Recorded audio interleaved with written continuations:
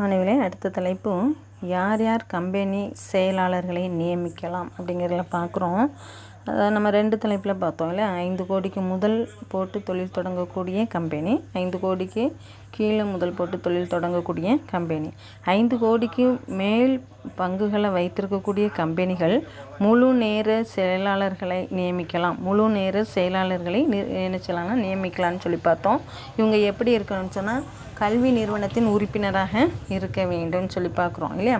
அடுத்து பாருமா, உன்னுடைய புக் எடு page number 149. Page number 149 company செயலாளரை நியமிக்கும் வழிமுறைகள் அப்படின்னு சொல்லி பார்க்குறோம். இதில் ஒரு 6 பாயிண்ட் கொடுத்துருக்கோம். எவ்வாறு நீ இது காமர்ஸ்லேயே நீ ஏற்கனவே படிச்சிருக்கிறேன். இப்போ ஃபஸ்ட்டில் பார்த்தீங்கன்னு சொன்னால் நம்ம நீ நிறுவனம் தொடங்கின உடனே இயக்குனர் அவை கூட்டம் கூடுவாங்க இல்லையா. இந்த இயக்குனர் கூட்டம் கூடும் பொழுது என்ன செய்வாங்கன்னு சொன்னால், அதாவது நிர்வாக சபை கூட்டம் நடத்துவதற்கு அறிக்கையை இயக்குனர்களுக்கு கொடுக்க வேண்டும். அதாவது கம்பெனி செயலாளரை நியமிக்கணும் அப்படின்னு சொல்லிட்டு யாருக்கு அறிக்கை கொடுக்கணும்? இயக்குனர்களுக்கு அறிக்கை கொடுக்க வேண்டும். சரியா? அதாவது கூட்டம் நடத்துங்க அப்படின்னு சொல்லிட்டோம். செயலாளர்களை நியமிக்கக்கூடிய வழிமுறை, இயக்குனர்களுக்கு அதற்கான அறிக்கை அப்படின்னா ரிப்போர்ட் தயாரித்து கொடுக்குறோம். செகண்ட் பாயிண்டில் பார்த்தீங்கன்னு சொன்னால், இந்த விதிமுறைகள் மற்றும் நிபந்தனைகளை குறித்து அந்த கூட்டத்தில் விவாதிக்கணும்.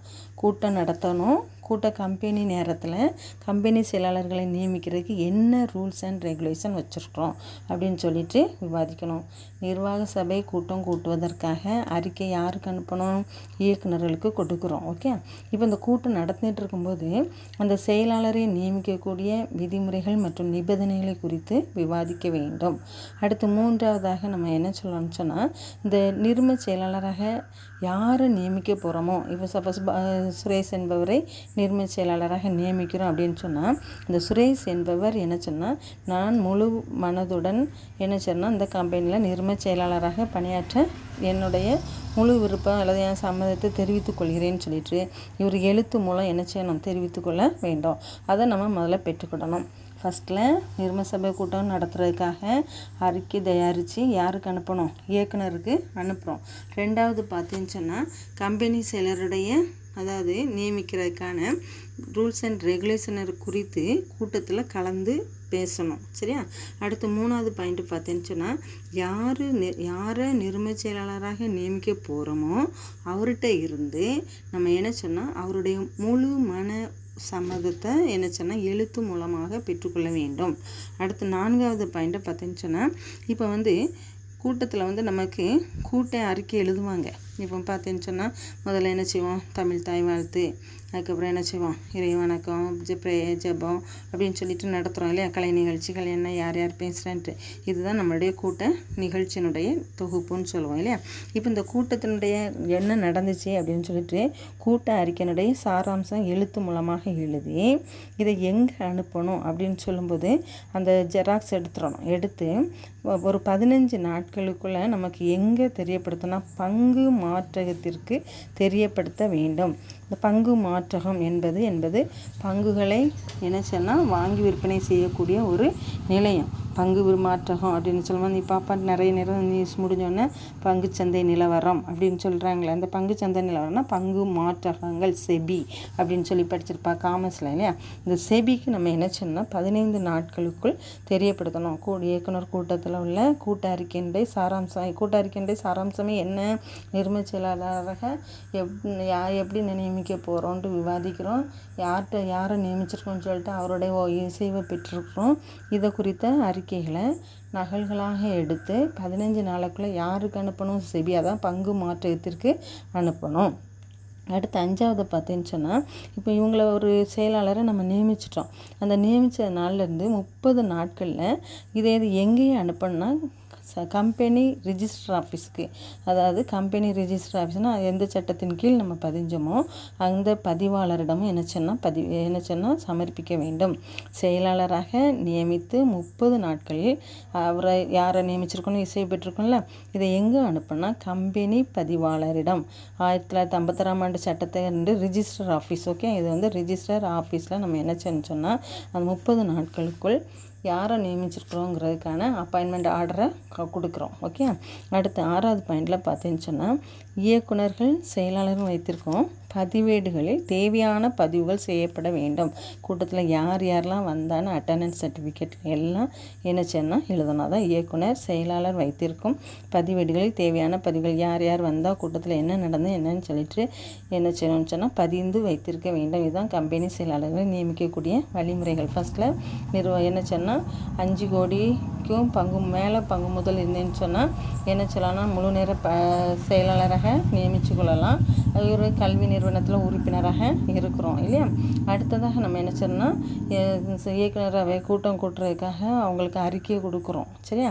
அடுத்து இந்த கம்பெனி கூட்டம் நடத்தும்போது இந்த ரூல்ஸ் அண்ட் ரெகுலேஷனை வகுக்கிறோம் செயலாளராக நியமிப்பதற்கான வழிமுறைகளை.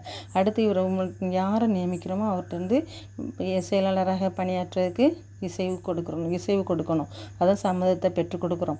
அடுத்து அந்த கூட்டத்தில் என்னென்ன நடந்துன்னு சொல்லிட்டு கூட்ட அறிக்கையினுடைய சாராம்சத்தெல்லாம் தொகுத்து அதனுடைய நகல்களை 15 நாட்களுக்குள் யாருக்கு தெரியப்படுத்தணும்? செபி பங்கு மாற்றத்திற்கு தெரியப்படுத்தணும். இப்போ அதுக்கப்புறம் கூட்டம் நடைபெற்ற இடத்துல யாரை செயலாளராக நம்ம நியமித்தோமோ அவர் அதை குறித்த விவரங்களை 30 நாட்களில் கம்பெனி ரிஜிஸ்டர் ஆஃபீஸ்க்கும் அனுப்பணும். இது போக இயக்குனர்கள் செயலாளர் வைத்திருக்கிற எல்லா பதிவுகளும் தேவையான பதிவுகளையும் செய்யணும். மாணவர்களே உன்னுடைய புக்கை இப்போ பாரு, பேஜ் நம்பர் 149 மாதிரி தீர்மான படிவம்னு சொல்லி கொடுத்துருக்காங்களா. கம்பெனி சட்டம் 2013 பிரிவு 203 தீர்மானத்திற்கு இணங்க ஒதுக்கீடு விதி 8 மற்றும் 8A படி நியமனம் மற்றும் நிர்வாக அதிகாரியின் ஊதிய விதியின்படி கொடுத்து பாரு. திரு யாரோட இசைவான கடிதம் இப்போ டேவிட் என்பவரே நம்ம என்ன செய்கிறோம் கம்பெனி செயலாளராக வந்துக்கிறோம். திரு டேவிட் என்பவர் தான் கம்பெனி செயலாளர். இவருக்கு ஒரு அலாட்மெண்ட் நம்பர் கொடுத்துருவாங்க. இப்போ சப்போஸ் 1170. இதன் மூலம் எந்த செய்கிறோன்னா முழு நேர கம்பெனி செயலராக பணியிலிருந்து இந்த டேட்டு முதல் என்ன செய்கிறோன்னு சொன்னால் எந்த கம்பெனி சட்டத்தின் பேர் நம்ம தீர்மானிச்சிருக்கோம் 2013 2003 விதியின்படி இந்த கொடுத்துருக்க விதியை நம்ம எழுதுகிறோம். விதிமுறைகள் நிபந்தனைகளுக்கு உட்பட்டு நியமிக்க இயக்குனர் மற்றும் கம்பெனி செயலாளர் மத்தியில் சம்மதம் தெரிவிக்கணும் அப்படின்னு சொல்லிட்டு திரு டேவிட் மற்றும் இயக்குனர் இதன் மூலம் என்னென்னு அவர் என்னென்ன பணிகள்லாம் செய்ய உட்படுறான்னு கொடுத்துருக்கோம். பாரு புக்கை பாரு. இதன் மூலம் மின்னணு படிவங்கள் மற்றும் ஆவணங்கள் போன்ற பருமம் இயக்குனர் இதன் மூலம் இதில் கம்பெனி பார்த்து ஒரு நிமிஷம் பாரு. மாதிரி படிவத்தில் திருங்கிறதுல யாரை நம்ம கம்பெனி செயலாளராக தேர்ந்தெடுக்கோம் அவருடைய பேர் நம்பர் அவருக்குன்னு வகுக்கப்பட்ட நம்பர். அந்த விதிமுறைகள்னு சொல்லும்போது 2013 பிரிவு 203 படி கொடுத்துட்றோம். இப்போ இதன்படி நம்ம என்ன சொல்கிறோம் பார்த்தீங்கன்னு சொன்னால் திரு டேவிட் என்பவர் இயக்குனர். இதன் மூலம் மின்னணு கொடுத்துருக்காங்களா மின்னணு படிவங்கள் மற்றும் ஆவணங்கள் போன்ற கோப்புகளை கம்பெனி பதிவாளரிடம் பதிவிட எல்லா செயல்கள் விஷயங்கள் சட்டங்களுக்கு உட்பட்டு மேல்கூறிய செயல்களை செய்வது என்று தீர்மானம் நிறைவேற்றப்படுகிறது. இது எதற்கான தீர்மானம்? கம்பெனி செயலாளரை நியமித்ததற்கான தீர்மானம் நிறைவேற்றப்பட்டிருக்குங்கிறதுக்கான மாதிரி படிவம். அப்போ கம்பெனி செயலாளரை யாரை நியமிக்கலாம், அதற்கான பணியை நியமிப்பதற்கான வழிமுறைகள் என்ன, அதற்கான மாதிரி படிவம் வரை பார்த்துருக்கோம். மாணவிகளை அடுத்த நாளைக்கு பார்க்கலாம். Okay, thank you.